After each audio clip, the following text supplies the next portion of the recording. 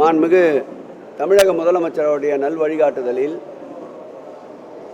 அண்மையில் தொடர்ந்து பெய்து வருகின்ற மழைக்கு நிவாரணப் பணிகளை மாநகர் முழுவதும் மேற்கொண்டு வந்தாலும் குறிப்பாக சிறிய பாதிப்பிற்கு உள்ளாகி இருக்கின்ற திருவிக மண்டலத்தில் உள்ளடங்கிய 15 மாநகராட்சி வார்டுகளை, அந்த வார்டுகளுடைய மக்கள் பிரதிநிதிகளை, அந்த பகுதியிலே இருக்கின்ற சென்னை பெருநகர அதிகாரிகள் மற்றும் குடிநீர் வழங்கல் மற்றும் கழிவுநீர் அகற்றத்துறை அதிகாரிகள், அதேபோல் தமிழ்நாடு மின்சார வாரியம், நீர்வளத்துறை அனைத்து அதிகாரிகளையும் ஒருங்கிணைத்து தற்போது மேற்கொண்டு வருகின்ற பணிகளையும் தொடர்ந்து மேற்கொள்ள வேண்டிய பணிகள் குறித்தும் நம்முடைய வணக்கத்துக்குரிய மேயர் அவர்களும் திருவிக நகர் தொகுதியுடைய சட்டப்பேரவை உறுப்பினர் அன்பிற்கினிய தாயகம் கவி அவர்களும் இந்த மண்டலத்திற்கு சிறப்பு அலுவலராக நியமிக்கப்பட்டிருக்கின்ற மதிப்புக்குரிய திவ்யதர்ஷினி அவர்களும் அன்பிற்கினிய IAS ரஞ்சித் அவர்களும் மண்டலத்தினுடைய மண்டல குழு தலைவர் சரிதா அவர்களும் மாநகராட்சி மாமன்ற உறுப்பினர் பங்கேற்ற கூட்டம் நடைபெற்றது. இதில் ஏற்கனவே உட்புற பகுதிகளில் தேங்கி நின்ற மழை தண்ணீர் 95% அளவிற்கு வெளியேற்றப்பட்டிருக்கின்றது. அந்த வெளியேற்றப்பட்ட பிறகு தண்ணீர் தேங்கி இருந்த காரணத்தினால் அங்கே இருக்கின்ற கழிவுகளை உடனடியாக அகற்றுவதற்கு உத்தரவிட்டிருக்கின்றோம். அதேபோல் அந்த பகுதியில் எந்த உபாதைகளும் மக்களுக்கு ஏற்படக்கூடாது என்பதற்காக சுத்தம் செய்து ப்ளீச்சிங் பவுடர் போடுகின்ற பணிகள் ஒரு புறமும், தேவைப்படும் இடங்களில் மருத்துவ முகாம்களை ஏற்பாடு செய்ய சொல்லியிருக்கின்றோம். தொடர் நடவடிக்கையாக எங்கெல்லாம் இப்படி மழைநீர் தேங்கி நின்றதோ அந்த பகுதிகளெல்லாம் மாண்புமிகு முதலமைச்சர் அவர்கள் கடந்த ஆண்டு இந்த பெருமழை வெள்ளத்தில் அடுத்த ஆண்டு சென்னையில் தண்ணீர் தேங்கா வண்ணம் நடவடிக்கை எடுக்கப்படும் என்று அனுதினமும் இரவு பகல் பாராமல் அதற்காக நேரடியாக சென்று ஆய்வு செய்து சம்பந்தப்பட்ட துறை அதிகாரிகளோடு கலந்தாய்வு கூட்டங்கள் நடத்தி பல்வேறு ஆலோசனைகள் நல்கி அவர் மேற்கொண்டதின் காரணமாக இன்றைக்கு ஆண்டாண்டு காலமாக நினைவு தெரிந்த நாள் முதல் தண்ணீர் தேங்கியிருந்த பகுதிகளெல்லாம் இன்றைக்கு தண்ணீர் தேங்கா நிலை இருக்கின்றது. இன்றைக்கு பத்திரிகையில் முதல் கொண்டு பல்வேறு துறை சார்ந்த ஒன்றிய அரசுடைய அதிகாரிகள் முதல் கொண்டு பாராட்டுகின்ற ஒரு அரசாக இந்த அரசு செயல்பட்டு கொண்டிருக்கின்றது.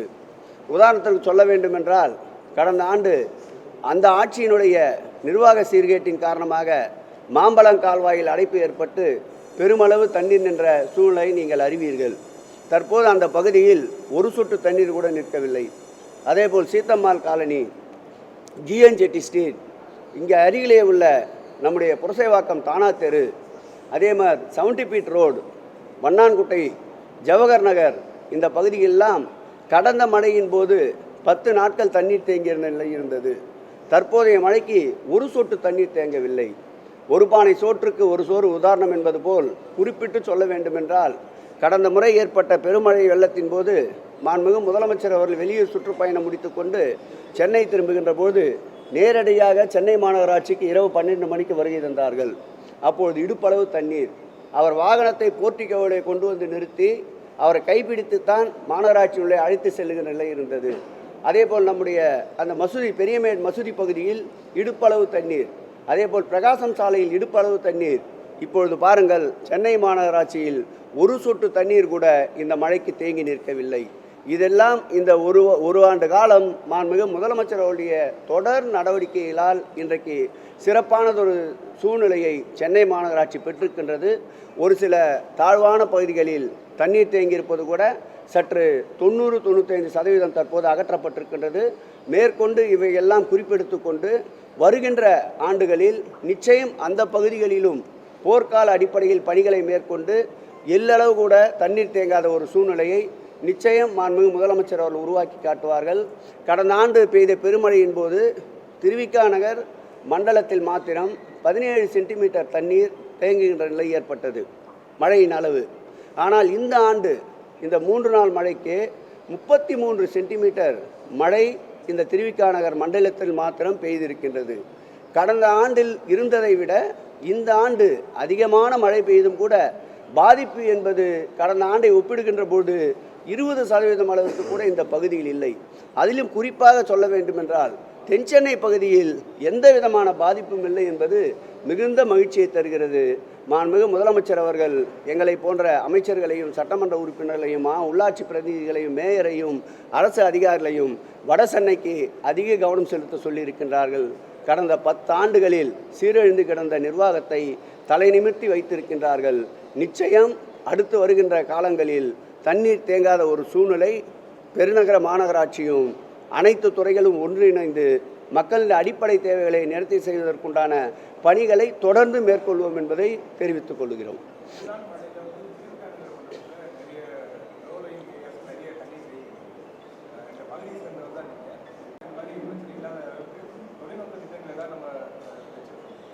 ஒரு சின்ன உதாரணத்தை சொல்ல வேண்டும் என்றால், நம்முடைய பெரம்பூர் பேரக்ஸ் ரோடு, அந்த பெரம்பூர் பேரக்ஸ் ரோடிலே மழை பெய்து விட்டால் வாகனத்திலே கூட வர முடியாத நிலை இருந்தது.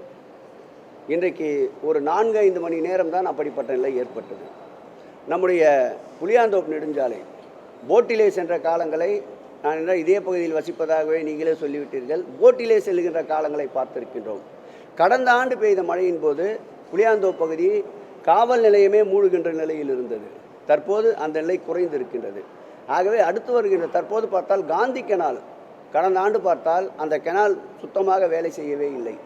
அங்கிருந்த பல்வேறு ஆக்கிரமிப்புகள்லாம் அகற்றப்பட்டு அந்த இடத்தில் நிரந்தரமாக மின் மோட்டாரை பொருத்தி அந்த நம்முடைய புளியாந்தோப்பு பகுதியிலே வருகின்ற தண்ணீரை நம்முடைய தட்சிணாமூர்த்தி திருமண மண்டபம் அருகில் ஒரு மின் மோட்டாரை நிரந்தரமாக ஏற்பாடுபடுத்தி அந்த தண்ணீரை அந்த கால்வாயில் இறைத்து அந்த கால்வாய் தண்ணீர் இன்றைக்கு காந்தி நகர் கால்வாய்க்கு சென்று சேர்கின்ற அளவிற்கு இந்த ஆண்டு அந்த திட்டத்தை செயல்படுத்தி இருக்கின்றோம். நீங்கள் கூறுகின்ற அந்த பட்டாளம் போன்ற பகுதிகளில் தண்ணீர் தேங்குகின்றது உண்மை. தற்போது வடிந்து வருகின்றது.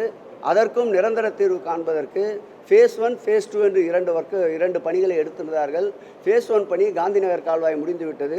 ஃபேஸ் 2 பணி இந்த பட்டாளம் பகுதியிலே இந்த பெருமழை விட்டவுடன் அந்த பணிகளும் துவங்கும். அடுத்த ஆண்டு பெறுகின்ற பெருமழையில் நிச்சயம் இப்படிப்பட்ட ஒரு சூழல் இருக்காது.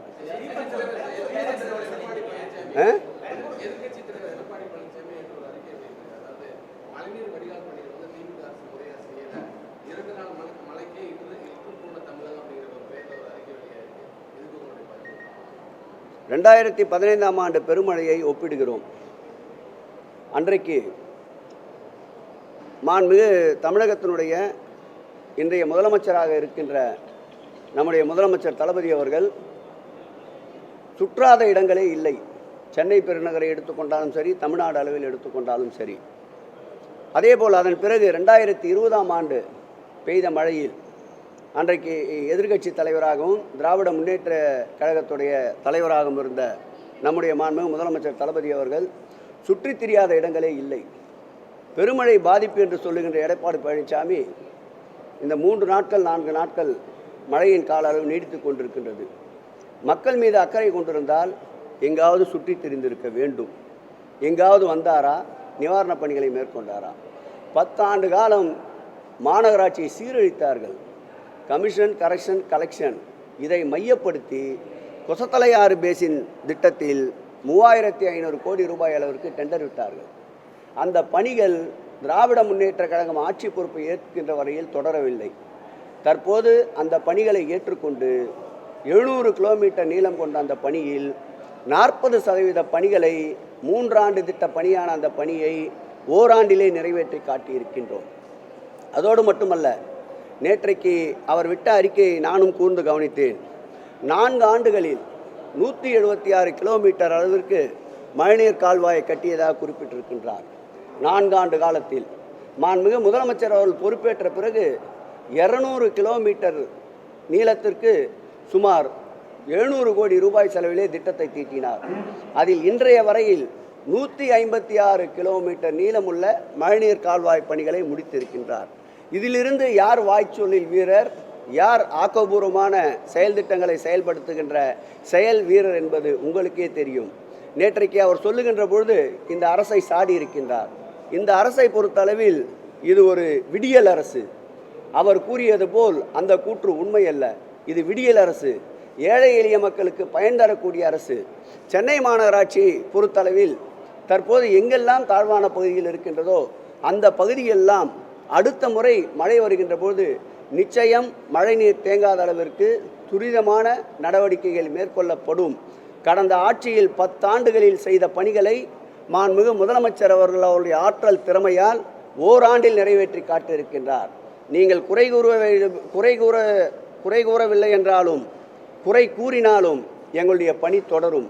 நேற்றைக்கு அவர் முண்டாசு கவிஞன் பாரதியாரின் வரிகளை சொல்லியிருக்கின்றார். அந்த வரிகளின் நிறைவு வரியை அவர் மறந்துவிட்டார். அந்த பாடலுடைய நிறைவு வரிகளில் வருகின்ற வரிகளை பத்திரிகை நண்பர்களுக்கு இப்பொழுது எடுத்து சொல்லுகிறேன். அச்சமும் பேடியமையும் அடிமை சிறுமதியும் உச்சத்தீர் கொண்டாயடி கிளியே எப்படி என்று பாடி முடித்திருப்பார். கடந்த ஆட்சி காலத்தில் ஒன்றிய அரசுக்கு அடிமை சாசனம் விரித்து பயந்து ஆட்சியை நடத்தி உருப்படியான எந்த திட்டத்தையும் தமிழகத்திற்கு கொண்டு வராமல், உருப்படியாக மாநகர மக்களை காப்பாற்றுவதற்கு எந்த திட்டத்தையும் அறிவிக்காமல் ஆட்சி காப்பாற்றப்பட வேண்டும், கமிஷன் கலெக்ஷன் என்ற தாரக மந்திரத்தோடு செயல்பட்ட ஆட்சி கடந்த ஆட்சி. ஆகவே இன்றைக்கு செயல்பாட்டில் இருக்கின்ற மக்கள் நலனில் அக்கறை கொண்ட, மக்களுக்காக முழு நேரம் பணியாற்றுகின்ற மாண்புமிகு முதலமைச்சர் அவர்களை மாநகரத்து மக்கள் எப்பொழுதும் போல் நம்பிக்கையோடு இருக்கின்றார்கள். மாநகரம் என்றைக்கும் திராவிட முன்னேற்ற கழகத்தின் கோட்டை. இன்றைக்கு எடுத்துக்கொண்டால் கூட சென்னை பெருநகர மாநகரத்திலே இருக்கின்ற 22 சட்டமன்ற உறுப்பினர்களும் திராவிட முன்னேற்ற கழகம், 3 நாடாளுமன்ற உறுப்பினரும் திராவிட முன்னேற்ற கழகம், மாநகராட்சியும் திராவிட முன்னேற்ற கழகத்தின் வசம். என்றைக்கும் மாநகரத்து மக்கள் திராவிட முன்னேற்ற கழக தலைவர் தளபதி அவர்களை போற்றுவார்கள். எடப்பாடி பழனிசாமி அவர்கள் அறிக்கையிலே நேற்றைக்கு குறிப்பிட்டிருந்தார், 10 ஆண்டுகள் மேயராக இருந்தவர் செய்யாத பணியால் தான் இந்த சீரழிவென்றார். மறந்துவிட்டார், அந்த 10 ஆண்டுகளுக்கு பிறகு 10 ஆண்டு ஆட்சி செய்தது அதிமுக. அந்த 10 ஆண்டுகளில் அவர் முழுமையான இந்த திட்டப்பணிகளை நிறைவேற்றி இருந்தால் இன்றைக்கு மாநகரத்து மக்களுக்கு ஒரு பாதிப்பும் இருந்திருக்காது. தேர்தல் காலத்திலே பரப்புரையிலே சொன்னார், சிங்கப்பூரை போல சென்னையை ஆக்கிவிட்டோம், 1000 கோடி செலவு செய்து மழைநீர் கால்வாய்களை அமைத்திருக்கின்றோம், எப்படிப்பட்ட பெருமழை வந்தாலும் ஒரு சொட்டு தண்ணீர் சென்னையிலே நிற்காது என்றார். அவர் சொல்லி முடித்த 6 மாத காலத்தில் சென்னை கடந்த ஆண்டு தத்தளித்தது. அந்த மக்களை காப்பாற்றியவர் மாண்புமிகு தமிழக முதல்வர் அவர்கள். சென்னை மாநகரத்து மக்கள் இவர் எப்படிப்பட்ட அறிக்கைகளை, எப்படிப்பட்ட புனை பொய்ச் சுருட்டுகளை வெளியிட்டாலும் நம்புவதற்கு தயாராக இல்லை. மாநகர மக்கள் எப்பொழுதும் போல் மாண்புமிகு தமிழக முதல்வர் மீது நம்பிக்கை வைத்திருக்கின்றார். தமிழக முதல்வர் வழியில் மக்களை சென்றடைந்து மக்களுக்கு தேவையான அடிப்படை வசதிகளை மக்கள் பிரதிநிதிகள் நிச்சயம் நிறைவேற்றுவோம்.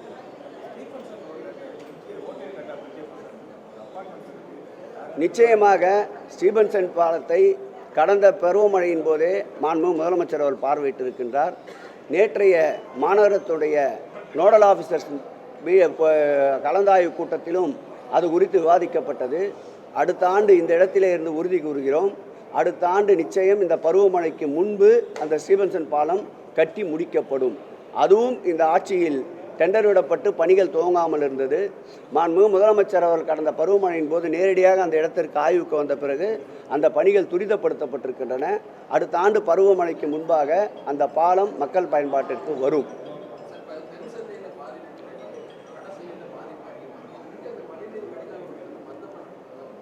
இல்லை, ஜாகிரபியாக வட சென்னையை பொறுத்தளவில் தாழ்வான பகுதிகள், அதிகமாக மக்கள் நெருக்கடி மிகுந்த பகுதிகள், குறுகலான சாலைகள் நிறைந்த பகுதிகள். ஒரு சின்ன தெருவில், உதாரணத்திற்கு நான் குடியிருக்கின்ற பகுதியிலே ஆஞ்சநேயர் கோயில் தெரு என்று இருக்கின்றது. அங்கே எடுத்துக்கொண்டால் அந்த தெருவினுடைய அளவே மொத்தமே 9 அடி. அந்த தெருவில் மழைநீர் தேங்குகின்ற பொழுது வடிகால்கள் அமைக்கின்ற சூழ்நிலை இல்லை. அப்படிப்பட்ட இடங்களை கூட கணக்கெடுத்து இந்த மழையின் போது மின் மோட்டார் வாயிலாக அங்கே இருக்கின்ற தண்ணீரை வடிகால்களுக்கு இறைத்து அனுப்புகின்றோம். உதாரணத்திற்கு வீனஸ் நகர் பகுதி என்று கொளத்தூரில் இருக்கின்றது. கடந்த பருவமழையின் போது அந்த வீனஸ் நகர் பகுதி முழுவதுமாக மூழ்கி இருந்தது. தற்போது நெடுஞ்சாலைத்துறையின் சார்பிலே அங்கே ஒரு மினி பம்பவுஸ் ஏற்படுத்தப்பட்டிருக்கின்றது. 1 லட்சம் லிட்டர் கொள்ளளவு உள்ள அந்த பம்பவுஸில் அந்த தண்ணி ஸ்டோரேஜ் ஆகி அங்கிருந்து மின் மோட்டார் வாயிலாக நெடுஞ்சாலைத்துறை கால்வாய்க்கு இணைப்பு செய்யப்பட்டு தண்ணீர் செலுத்தப்படுவதால் ஒரு சொட்டு தண்ணீர் கூட அங்கு நிற்கவில்லை. ஊடகத்துறை நண்பர்கள் அந்த வீனஸ் நகர் பகுதியிலே கூட போய் நீங்கள் பேட்டி எடுக்கலாம் தாராளமாக. ஆண்டாண்டு காலமாக மழை ஏற்பட்டாலே அந்த பகுதி ஒரு தீவு போல் காட்சியளித்த நிலை மாற்றி இன்றைக்கு மக்கள் மகிழ்ச்சியோடு சகஜமான வாழ்க்கையை மேற்கொள்ளுகின்றார்கள். இது போன்ற பல திட்டங்கள் உருவாக்கப்பட்டிருக்கின்றது. அடுத்து வருகின்ற மழைகளில் இப்போது ஏற்பட்ட பாதிப்பு சுத்தமாக இந்த பாதிப்பு சுவடே இல்லாமல் செய்வதுதான் மாண்புமிகு முதலமைச்சர் அவர்கள் ஏற்றுக்கொண்டிருக்கின்ற சவால். அதற்கு முழுமையாக மக்கள் பிரதிநிதிகளும் சட்டமன்ற உறுப்பினரும் நாடாளுமன்ற உறுப்பினரும் தங்களை ஈடுபடுத்திக் கொள்வார்கள். வடசென்னையை வாழ வைப்போம். வடசென்னை மக்கள் என்றும் போல் திராவிட முன்னேற்ற கழகத்திற்கு ஆதரவாக இருக்கின்ற மக்கள் மாத்திரமல்ல, வறுமை கோட்டிற்கு கீழே இருக்கின்ற அதிகமாக மக்கள் வசிக்கின்ற பகுதியும் இந்த பகுதியினுடைய உயர்வுக்கு, இந்த பகுதியினுடைய அடிப்படை தேவைகளுக்கு மாண்புமிகு முதலமைச்சர் அவர்கள் திட்டம் தீட்டி செயல்படுத்துவார். அடுத்த பருவமழையின் போது இந்த பாதிப்பு இருக்காது. நீ தான் ஒன்றும் வாய திறக்கல. ஓகேவா?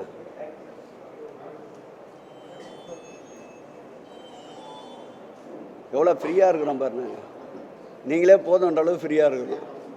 ஓரளவு தண்ணி அந்த புளியாந்தோப்பு, நம்ம பேசின் பிரிட்ஜு, நம்ம பட்டாளம் இந்த பகுதியெலாம் முழுமையாக வடிஞ்சிச்சு. தொடர் நடவடிக்கையால் வேறு எந்த பணிகள் இருந்தாலும் சிறப்பாக செய்கிறதுக்கு கூட்டங்கள் கூட்டிட்டு தொடர்ந்து ஃபீல்டில் தான் இருப்போம்.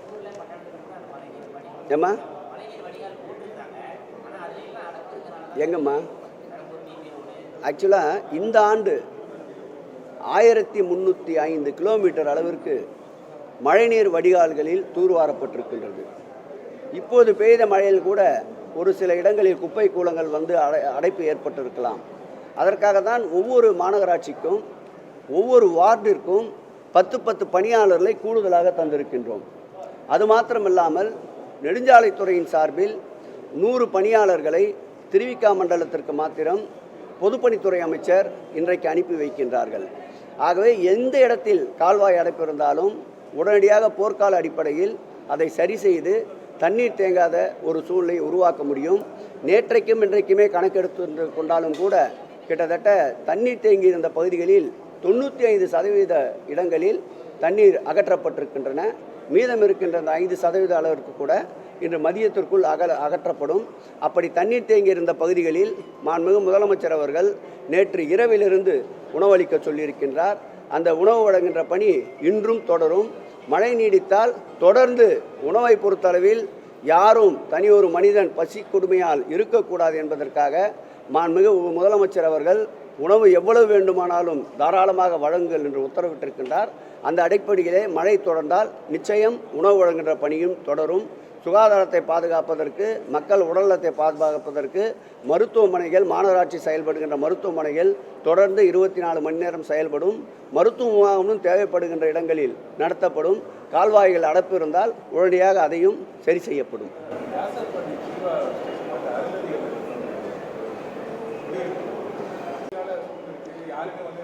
இல்லை, தவறு. அந்த அருந்ததி நகருக்கு நேற்றைக்கு முன்தினம் கூட நம்முடைய சட்டப்பேரவை உறுப்பினரை நானே கைபேசியில் அழைத்து கேட்டேன்.